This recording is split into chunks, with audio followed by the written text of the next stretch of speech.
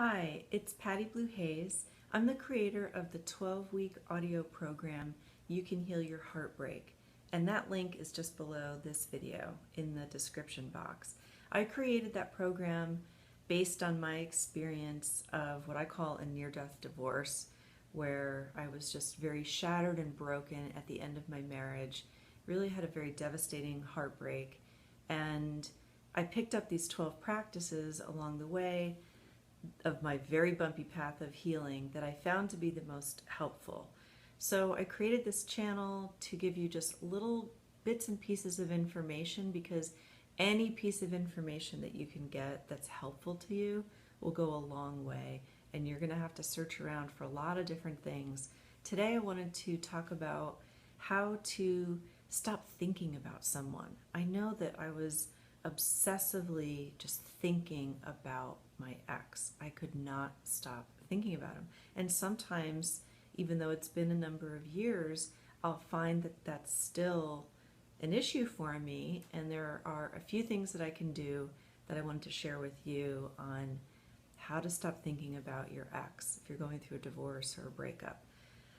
One thing to do is to flip switch your thought. You have to be aware that you're thinking about that person. And then you consciously make a decision. Okay, when I'm thinking about him, I'm going to stop and I'm going to refocus on something else. And what you can do is have about 3 to 5 really good memories that don't involve your ex. So just 3 to 5 things that are kind of like your go-to replacement memory that have nothing to do with them.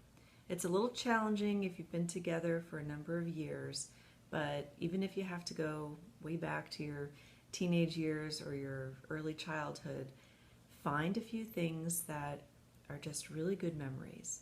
And when you find yourself obsessively thinking about your ex, you consciously decide and switch the focus to that scripted memory. It should be like a movie in your mind. Another thing to do is, usually when we're obsessively thinking about someone, we're glorifying them and we're idolizing them and we're only remembering the good things. This is the chance. You want to write down all the shitty stuff about them. You want to write down, how they really made you feel when they said nasty stuff, how you really felt when they dismissed your feelings about something or your concerns, or how they didn't take an interest in things that you were interested in, or how your values were very different.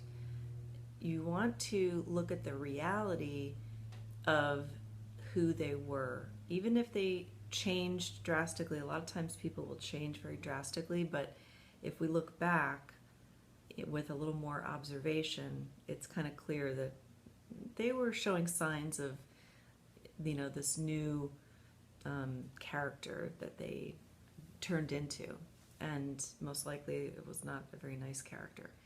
So really write down a list of the shitty things about them. Just remember the crappy stuff, and that'll help you refocus from glorifying and magnifying the good qualities about them.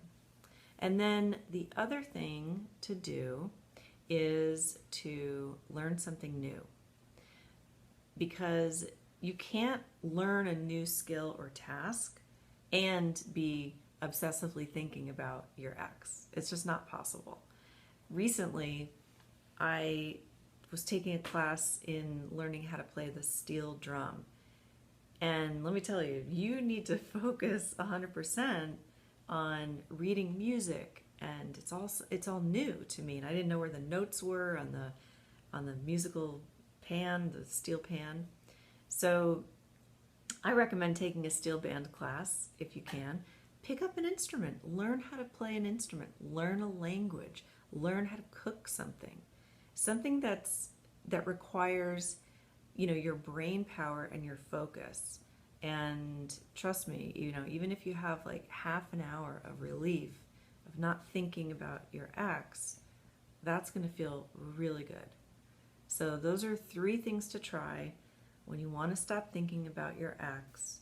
And of course, if you'd like more support, check out the 12-week audio program, You Can Heal Your Heartbreak.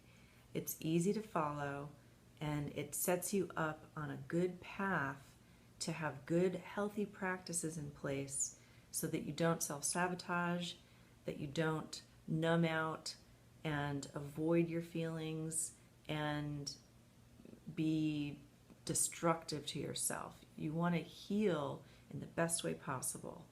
So I put that program together to help you along your way.